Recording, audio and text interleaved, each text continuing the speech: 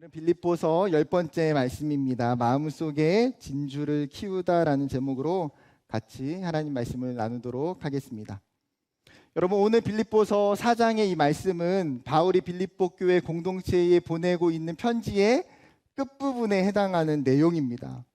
바울은 오늘 말씀을 통해서 성도들의 내적인 부분을, 내적인 영역, 즉 성도들의 마음에 대한 부분들을 이야기하고 있습니다.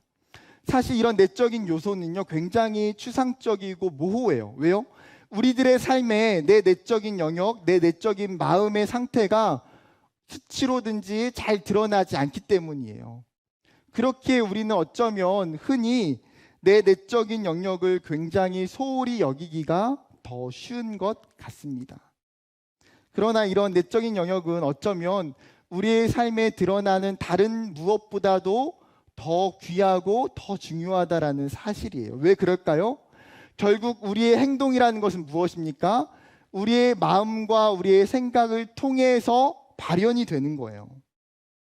나의 내적인 상태가 내 삶에 고스란히 표출될 수밖에 없습니다. 쉽게 생각해 보면요, 긍정적인 마음과 긍정적인 생각을 가지고 있으면 그 삶에서도 긍정적인 태도와 행동들이 나타나게 돼요. 그런데 반대로 내 마음 가운데에 부정적인 마음과 생각이 있으면 어떻습니까? 내 행동도 부정적인 태도와 행동들이 나타날 때가 있다라는 거예요. 마음에 불만이 가득하고 죄가 많은, 화가 많은 사람, 마음에 평안이 없는 사람은 거칠고 부정적인 행동을 자주 나타내게 됩니다. 때문에 많은 경우에 우리의 마음의 불이 우리의 삶의 영역들을 태워버리는 일들이 일어나게 되는 거죠. 여러분, 성령의 대표적인 9가지 열매를 보게 되면 많은 부분이 내적인 영역에 관련한 열매들이에요. 즉, 우리가 예수를 믿고 하나님의 자녀로 온전히 살아갈 때에 우리의 삶의 변화가 일어나요. 우리의 삶의 열매들이 생겨나게 돼요. 그 변화와 그 열매들이 어디에 많이 맺혀집니까? 우리의 마음 속에, 우리의 내적인 영역 속에 나타나게 된다는 거예요.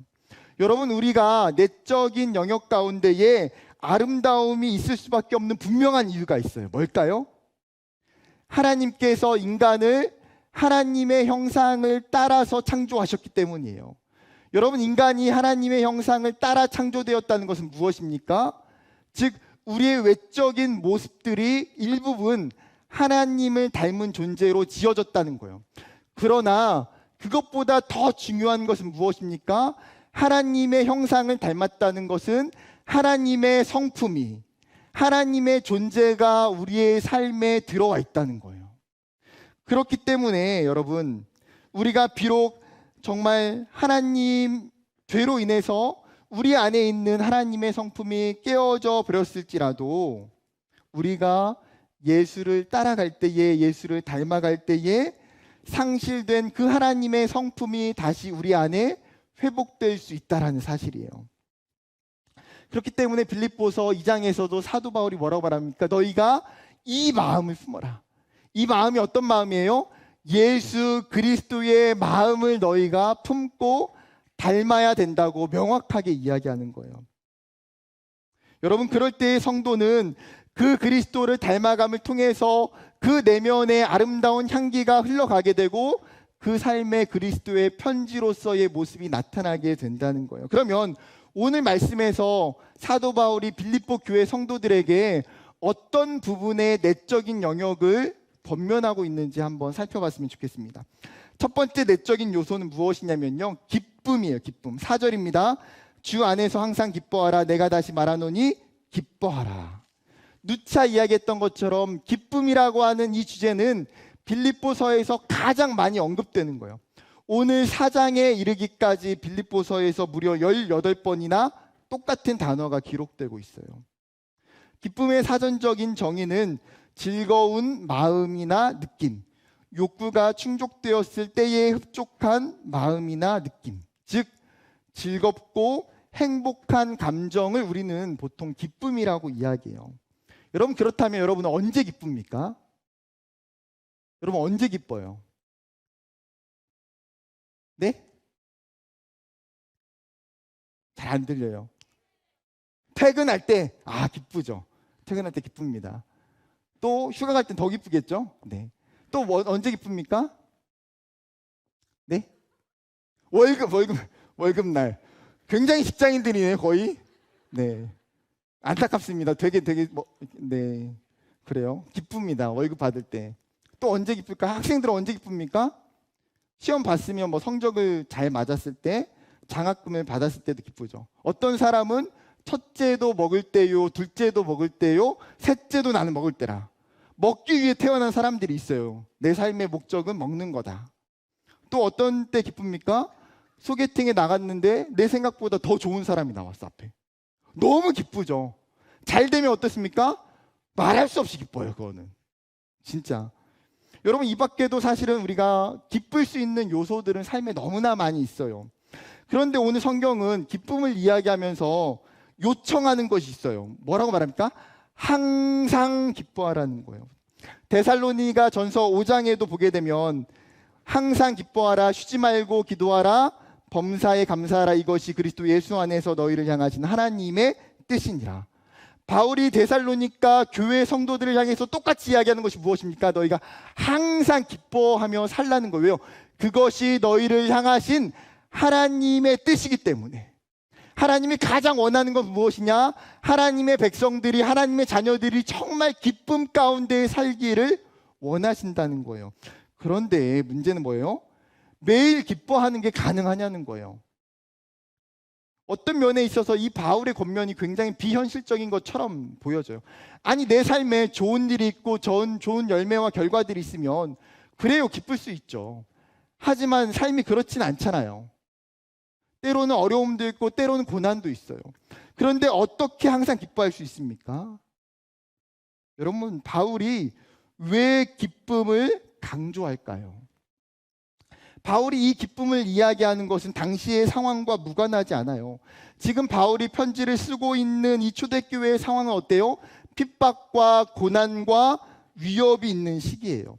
예수를 믿음으로 말미암아 핍박을 당하고 박해를 당하고 끌려가기도 하고 감옥에 가기도 하고 또 순교에 이르기까지 하는 상황이에요. 즉, 상황적으로 보면 기쁨의 시기보다는 오히려 고난의 시기와 슬픔의 시기와 절망의 시기가 맞아요. 여러분, 빌립보 교회를 봐도 그래요. 지금 스승이었던 영적인 스승인 바울도 지금 감옥에 갇혀 있는 상황이에요. 복음에 순수하지 못한 사람들의 교회를 위협하기도 하고요. 바울을 돕기 위해서 빌립보 교회가 보냈던 에바브로 디도는 병에 걸려 죽을 위기에 처해져 있는 상황이에요. 함께 신앙생활을 했던 사람들 중에서는 신앙을 떠나 십자가의 원수가 된 사람들도 있고 또 심지어 교회 안에서 관계적인 마찰 때문에 어려움이 있는 상황이에요. 즉, 교회의 외적으로나 내적으로나 기뻐할 수 있는 요소들은 별로 없다라는 거예요. 그런데 바울은 그럼에도 불구하고 기쁨이 있어요. 그럼에도 불구하고 빌립보 성도들 안에도 기쁨이 있어요. 그렇다면 이 기쁨은 도대체 어떤 기쁨입니까? 상황과 환경, 물질의 부요함, 성공과 명성이 주는 세상적인 기쁨은 결코 아니라는 거예요. 바울이 이야기하고 있는 기쁨의 근원, 기쁨의 주체는 4절의 가장 앞에 나오는 한 단어 뭐예요? 주 안에서 기뻐하라는 거예요. 하나님이 주시는 기쁨, 예수 그리스도 때문에 주어지는 기쁨이라는 거예요. 여러분, 예를 들어서 한 사람이 실수로 너무나 큰 범죄를 짓고 감옥에 갔고 사형 선고를 받게 됐어요. 이 사람이 사형 선고를 받기 전까지 평생을 감옥에서 자유함이 없이 살아야 되는 상황이에요. 그런데 어느 날 이 사형수에게 갑자기 무죄 선고가 내려지고 감옥에서 풀어지게 돼요. 알고 보니까 다른 누군가가 자신을 대신해서 이 사람의 죄를 뒤집어 쓰고 감옥에 들어간 거예요. 그리고 시간이 지나서 그 사람이 나를 대신해서 사형을 당하게 됐어요. 여러분, 감옥에 풀려난 사형수가 자신을 대신해서 죽어준 그 사람을 잊을 수 있을까요? 죽을 수밖에 없던 자신의 삶에 새로운 삶을 주어진 것으로 인해서 이 사람은 말할 수 없이 기쁘고 감사하고 고마울 것이 분명해요. 사랑하는 청년 여러분, 바로 우리의 삶이 이와 같다는 거예요. 하나님께서 죄인인 우리를 용서해 주셨고 예수 그리스도를 통해서 우리의 죄를 대신 지시고 십자가에 달려 죽으셨어요. 우리의 죄가 예수님 때문에 깨끗하게 씻겨졌어요. 심지어 우리는 어때요? 하나님의 자녀가 되는 거룩한 신분을 누리게 되고 하나님의 그 영원한 천국에 들어갈 수 있는 약속을 받게 되어졌어요. 이 하나님의 놀라운 사랑이 뭐예요? 우리에게 주어진 참된 기쁨이라는 거예요. 이것이 말할 수 없는 기쁨이라는 거예요. 단순히 세상적으로 그 기준에 충족하지 못했기 때문에, 내가 원하는 삶을 살지 못하기 때문에 나는 기뻐할 수 있는, 나는 행복할 수 있는 요소가 없어라고 우리가 말하면 안 된다는 거예요. 때로는 인간적으로 기뻐할 이유도 없을 수는 있지만 내 삶의 근원적인 기쁨을 놓쳐서는 안 돼요. 그렇기 때문에 하박국 선지자가 고백하는 것이 무엇입니까? 3장 17절과 18절이에요. 비록 무화과 나무가 무성하지 못하며 포도나무에 열매가 없으며 감람나무에 소출이 없으며 밭에 먹을 것이 없으며 우리의 양이 없으며 외양간에 소가 없을지라도 나는 여호와로 말미암아 즐거워하며 나의 구원의 하나님으로 말미암아 기뻐하리로다. 지금 이 하박국의 상황은 어때요? 남유다가 주변에 있는 수많은 강대국들에게 침략을 받고 몰락하고 있는 위기 상황이에요. 하박국 선지자의 눈을 통해서 보면 아무리 눈을 씻고 봐도 남유다에는 더 이상 소망이 없어요. 절망적인 상황이에요. 그런데 하박국은 뭐라고 고백합니까? 그럼에도 불구하고 우리에게 열매가 없고 소출이 없고 우리의 외양간에 소와 양이 없을지라도, 즉 세상적인 기준에 충족하는 것들, 세상의 기쁨을 하고 이야기하는 것들이 나에게 없을지라도 나는 기뻐할 수 있다는 거예요. 왜요? 나의 구원이 되시는 여호와 하나님이 나와 함께 하시고 그분이 여전히 내 삶을 인도하시기 때문에. 여러분, 모든 성도들에게는 공통적으로 이 빼앗길 수 없는 기쁨과 영광이 있다는 거예요. 예수님도 분명하게 말씀하신 게 무엇입니까? 요한복음 15장 11절, 내가 이것을 너에게 이름은 내 기쁨이 너희 안에 있어 너희 기쁨을 충만하게 하려 함이라. 우리가 하나님을 사랑하고 하나님의 말씀 안에 살아갈 때에 예수님이 뭐라고 말해요? 너희 안에 내가 가지고 있는 기쁨이 너희 안에도 있고 그 기쁨이 작은 기쁨이 아니라 충만하게 될 거라는 거예요. 여러분, 얼마 전에 새롭게 하소서에서 작곡가 송경민 목사님의 간증을 제가 들었어요.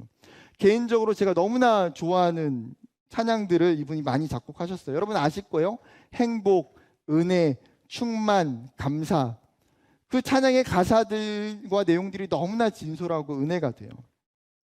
그런데 이분의 간증을 들으면서 아니 어떻게 이분의 삶 가운데에 행복이라는 그 찬양의 고백을 할 수 있었을까라는 생각이 들었어요. 이분이 그렇게 이야기해요. 자신이 2살 때에 아버지가 가정을 버리고 도망가 버렸어요. 아버지가 하셨던 회사도 부도가 나서 빚더미의 집이 가라앉았어요. 자신의 어머니는 굉장히 젊은 나이에 두 아이를 키워야 되는 상황이 됐고, 어머니는 가사의 도우미, 산후도우미, 식당과 판매원 등 하루 종일 고된 노동을 할 수밖에 없는 삶을 사셨어요. 본인도 간증하는 나이가 41밖에 안 돼요. 그런데 본인도 초등학교 4학년 때부터 자전거를 타고 신문 배달을 시작했고, 초등학교 6학년 때는 구두방에서 일하기 시작했어요. 20살이 돼서 다른 친구들이 다 대학에 갈 때에 집에 돈이 없어가지고 대학을 가지 못하고 팥 공장에 취직해서 일을 했다는 거예요. 배고픔과 서러움, 대학에 간 친구들로부터 오는 단절과 외로움, 말할 수 없는 힘든 시간들을 보냈어요. 그런데 그렇게 힘들고 고생을 많이 했는데도 자신이 한 번도 불행하고 하나님 앞에 불평하며 살지 않았다는 거예요. 왜인지 돌아보니까 항상 밤 늦게 일하고 돌아오신 어머니가 자녀들을 위해서 안수하시면서 눈물로 기도해 주셨대요. 매일같이. 어머니가 신앙생활 하시면서 항상 예수님 때문에 기뻐하시는 그 모습을 보면서 자라났다는 거예요. 자신의 삶에도 고난이 있을 때에 욥기의 말씀을 붙들고 이 고난조차도 무의미한 것이 아니라 하나님께서 자신을 정금과 같이 연단시키시고 단련하실 것이라는 그 믿음과 소망이 있었다고 간증해요. 행복이라는 찬양의 가사는 이렇습니다. 화려하지 않아도 정결하게 사는 삶, 가진 것이 적어도 감사하며 사는 삶, 내게 주신 작은 힘 나눠주며 사는 삶, 이것이 나의 삶의 행복이라오. 눈물 날이 많지만 기뻐할 수 있는 것, 억울한 일 많으나 주를 위해 참는 것, 비록 짧은 작은 삶, 주 뜻대로 사는 것, 이것이 나의 삶의 행복이라오. 이것이 행복이라오. 세상은 알 수 없는 하나님 선물, 이것이 행복이라오. 하나님의 자녀로 살아가는 것, 이것이 행복이라오. 찬양하고 싶었지만 참았어요. 여러분, 우리의 참된 기쁨과 행복은요, 하나님의 자녀로 살아가는 거예요. 우리의 삶이 때로는 화려하지 않지만 하나님 앞에서 거룩하고 정결하게 살며 고난과 어려움 중에도 하나님께 기도할 수 있는 것, 그것이 행복이고 그것이 기쁨이라는 거예요. 여러분, 그렇기 때문에 내 안에 기쁨이 없다는 것은 무슨 말입니까? 어쩌면 내 삶의 형편과 상황이 좋고 나쁨의 문제가 아니에요. 더 중요한 건 뭐예요? 내가 지금 하나님과의 관계가 막혀져 있기 때문에, 내가 지금 내 삶에서 하나님을 놓치고 살고 있기 때문에, 말씀대로 살지 않고 불순종하며 살아갈 때에 우리 안에 기쁨이 없는 거예요. 우리가 다시 하나님 안에 거하기를 소망합니다. 그분과 동행하면서 하나님을 온전히 의지함으로 말미암아서 저와 여러분의 삶에 하나님이 주시는 기쁨이, 주 안에서 생겨나는 그 기쁨이 가득 넘치기를 주님의 이름으로 축복합니다. 두 번째 내적 요소는 무엇이냐면 관용이에요. 5절입니다. 너희 관용을 모든 사람에게 알게 하라, 주께서 가까우시니라.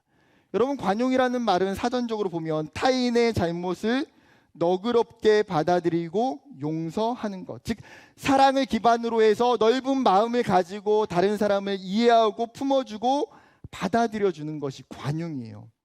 여러분, 우리는 어쩌면 하나님으로부터 끊임없이 가장 많이 누리고 살아가는 것이 관용이에요. 만약에 우리가 지었던 죄에 따라서 즉각적으로 심판을 받고 형벌을 내린다면, 여러분, 이 자리에 주일날 여기에 앉아 있을 수 있는 사람은 아무도 없을 거예요. 로마서 9장 22절은 이렇게 이야기합니다. 같이 읽어볼까요? 시작.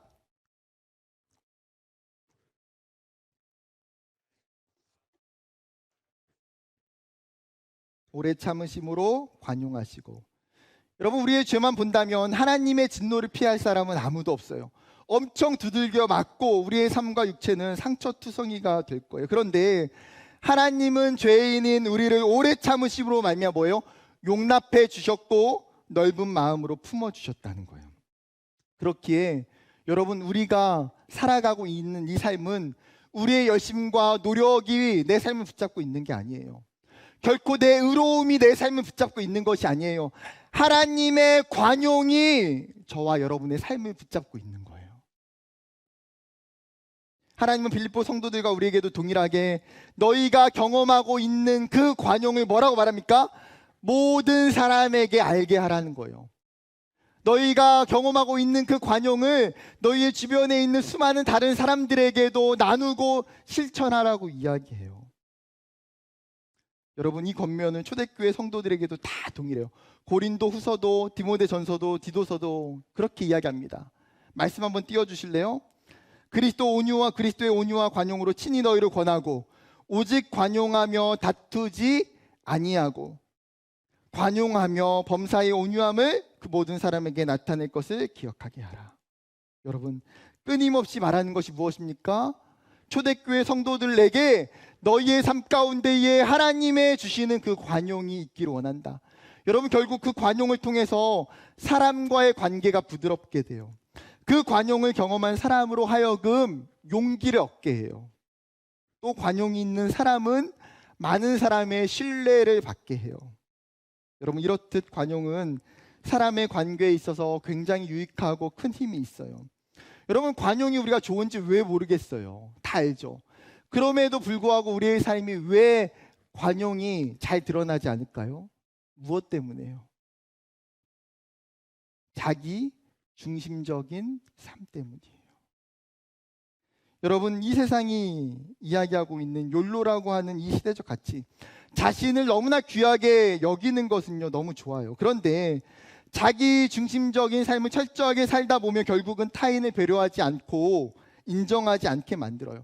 내가 너무나 중요하다 보니까 철저하게 자기 중심적으로 생각하고 행동할 수밖에 없어요. 결국 내 자존심 때문에 다른 사람에게 양보하고 다른 사람에게 져주고 손해보기가 싫은 거예요. 여러분, 관용은 철저하게 타인을 향한 사랑의 마음이 있어야 가능해요. 예수님께서 겸손과 낮아짐으로 그 제자들을 향하여 발을 씻겨 주셨던 것처럼 우리의 마음이 다른 사람을 향하여 겸손하지 않으면, 다른 사람을 향하여 우리가 낮아지지 못한다면 어떻게 관용을 베풀 수 있겠어요? 사랑하는 여러분, 그 누구도 완벽한 사람 없어요. 저도 그렇고 여러분도 그렇고 주변에 있는 모두 다 우리는 실수할 수도 있고 잘못할 수도 있어요. 학교에서도, 직장에서도, 가정에서도, 심지어 교회 공동체 안에서도 마찬가지일 거예요. 여러분, 그때 우리에게 필요한 것이 무엇입니까? 관용이에요. 그 사람의 약점을, 그 사람의 실수를 너그럽게 용납해주고 품어주는 것. 바울은 이러한 관용의 근거가 뭐라고 말하고 있습니까? 5절 마지막 절의 이야기예요. 주께서 가까우시니라. 즉 주께서 가깝다는 말은 예수님의 재림이 임박하다는 거예요. 그러면 도대체 목사님, 주님의 재림과 관용이 무슨 연관성이 있습니까? 우리는 보통 다른 사람이 무엇인가 잘못할 때에 어떻습니까? 우리가 그것을 판단하고 비판하는 이유는 뭐예요? 내 생각이 맞다고 생각하고 그 사람을 즉각적으로 내가 이야기해서 고쳐주고 싶은 거예요. 내가 혼내서라도 그 사람이 변화되길 원하는 거예요. 그런데 여러분, 누군가 그 사람을 판단하고 심판할 사람이 있다면, 내가 그 일을 하지 않아도 누군가 그 일을 한다면 굳이 내가 조급하게 비판하고 심판할 이유가 없어요. 성경은 뭐라고 이야기합니까? 우리에게 예수님께서 곧 재림하시기 때문에 그 예수님이 공의로 모든 것을 판단하신다는 거예요. 악한 자들은 심판하시고 의로운 자들은 상과 위로를 주시는 분.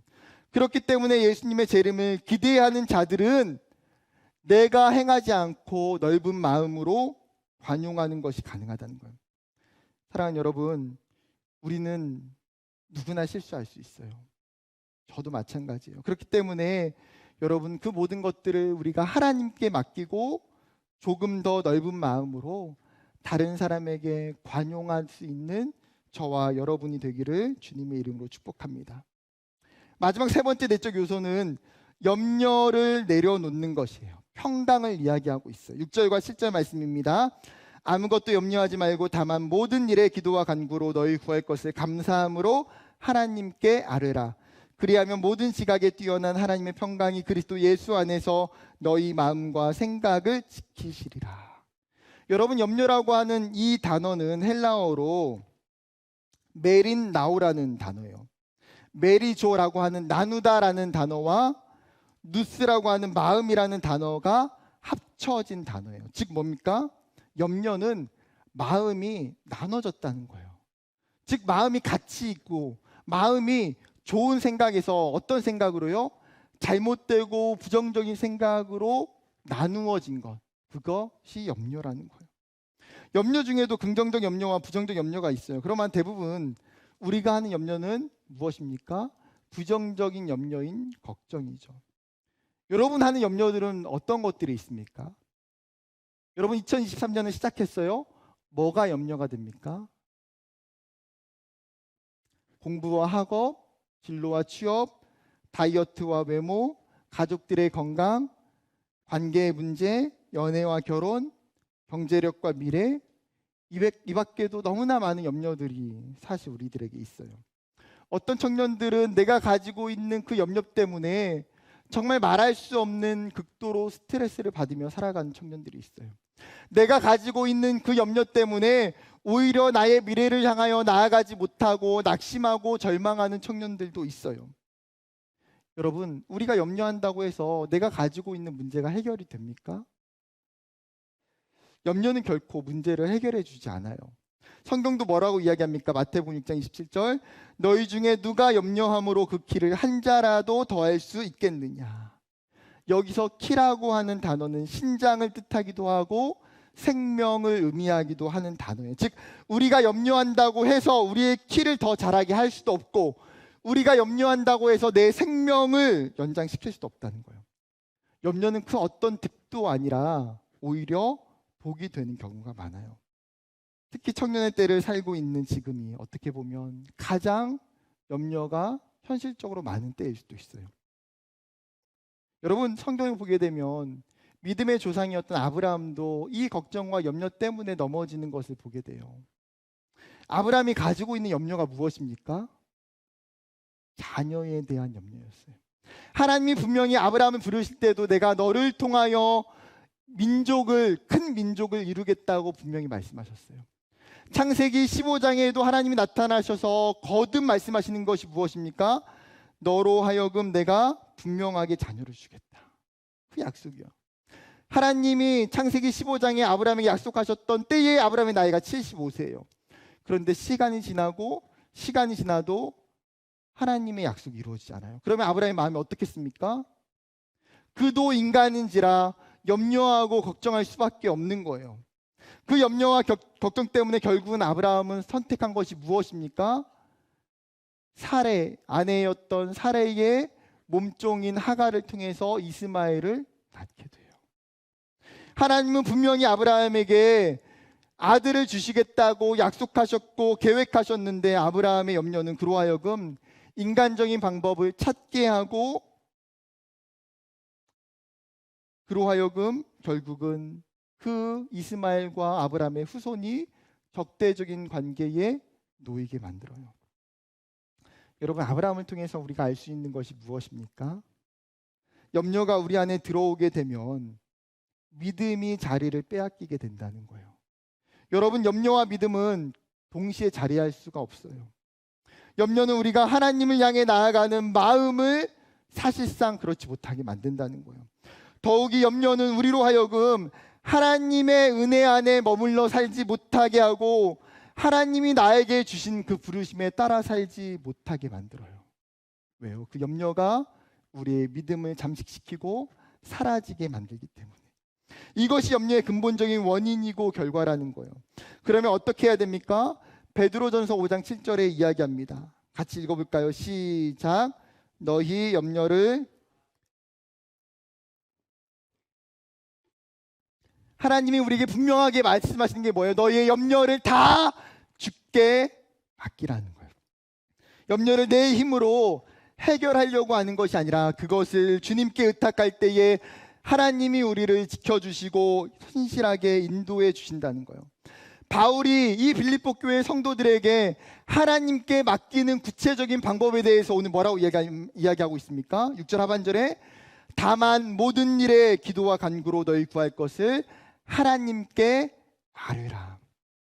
염려가 찾아올 때 뭐 하라고요?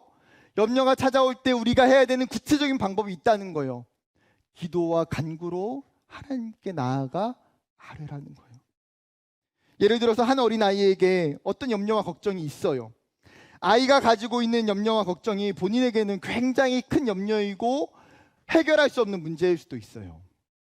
문제는 자신의 염려를 아버지나 어머니에게 이야기하지 않으면 어때요? 그 어떤 도움도 받을 수 없다는 거예요. 그런데 반면 아버지에게, 어머니에게 이야기하면 어떻게 될까요? 그 아이의 염려와 걱정은 대부분 아버지와 어머니가 해결해 줄 수 있는 것들이에요. 마찬가지로 우리가 염려하는 것들, 우리가 붙들고 있는 것들을 내가 해결하려고 하는 것이 아니라 하나님께 나아가 기도해야 돼요. 하나님은 사랑하는 자녀의 염려를 자신에게 맡기라고 이야기하시는 거예요. 그것이 하나님의 마음이기 때문에 결코 기도가 알라딘 램프의 지니와 같지는 않아요. 내가 기도한다고 해서 내 염려가 단숨에 해결되는 결과가 주어지지 않을 수도 있어요. 그러나 기도한다는 건 뭐예요? 내 삶의 주인이 하나님이심을 내가 인정하고 고백하며 그 하나님의 통치 앞에 내가 굴복하는 거예요. 사랑하는 여러분, 우리 각자 여러 가지 염려가 있을 수 있어요. 여러분은 그 염려를 가지고 지금 여러분의 삶의 자리 가운데에 하나님께 기도하고 있습니까? 염려만 하고 걱정만 하는 것은 아닙니까? 여러분, 우리의 수많은 염려들을 하나님 앞에 가지고 우리가 기도하길 소망해요. 그리하면 하나님이 주신 약속이 무엇입니까? 그리하면 모든 지각에 뛰어난 하나님의 평강이 그리스도 예수 안에서 너희의 마음과 생각을 지키시리라. 우리 안에 있었던 염려와 수많은 불안의 마음이 뭘로 변해요? 하나님이 주시는 평강으로, 하나님이 주시는 샬롬, 하나님이 주시는 평화가 내 마음에 찾아오더라는 거예요. 그리고 그 평강이 우리의 마음을 지켜준대요. 여기서 지킨다라고 하는 단어는 로마의 군대가 수비하고 방어진을 치고 호위하는 것을 의미해요. 즉 우리가 하나님께 기도할 때에 하나님께서 보내주신 그 성령이 우리의 마음과 우리의 삶을 지켜주시고 보호하시고 붙드신다는 거예요. 새해를 시작하는 1월 1일입니다. 2023년을 계획하고 생각하면서 소망도 있고 기쁨도 있을 거지만 여전히 내 삶의 미래 앞에 불안하고 염려가 있을 거예요. 우리가 보이지 않는, 일어나지 않는 일들의 미래 앞에 두려워하기보다는 사랑하는 청년 여러분, 기도하기를 원해요. 나의 문제와 나의 염려를 가지고 기도할 때에 여러분, 그것이 우리에게 주어진 하나님의 특권이에요. 하나님 앞에 기도할 때에 하나님의 평강이, 하나님의 샬롬이 저와 여러분의 삶에 넘치게 될 줄 믿습니다. 말씀을 마치려고 합니다. 진주는 바다의 보석이라고 이야기해요. 어떤 조개는 딱딱한 조개 껍데기 안에 값비싼 진주가 들어있어요. 내면의 성숙과 성장은 마치 우리 안에 진주를 만드는 것과 같아요. 그리스도인의 내면의 아름다움을 갖추는 사람, 진주를 품는 사람이죠. 우리의 내면의 기쁨과 관용과 평강과 평화가 너무나 필요해요. 그런데 이것을 가능하게 하는 공통적인 요인이 있어요. 무엇입니까? 복음이에요. 복음. 기쁨의 근원은 뭐예요? 주 안에서. 관용의 근원은 무엇입니까? 주님의 재림이 가깝기 때문에. 염려가 아닌 평강을 할 수 있는 것은 무엇이에요? 하나님께 기도할 때에 하나님의 평강이 임하는 거예요. 조개가 탄산칼슘을 통해서 끊임없이 조금씩 내 안에 진주를 만들어내는 것처럼 우리에게 있는 복음이 우리의 내면의 진주를 만들어낸다는 사실이에요. 저와 여러분의 삶에 하나님이 주시는 복음이 존재함으로 말미암아 그 복음을 우리가 분명히 깨닫고 붙들고 살아갈 때에 하나님이 주시는 기쁨과 관용과 평강이 임하게 되기를 주님의 이름으로 간절히 축복합니다.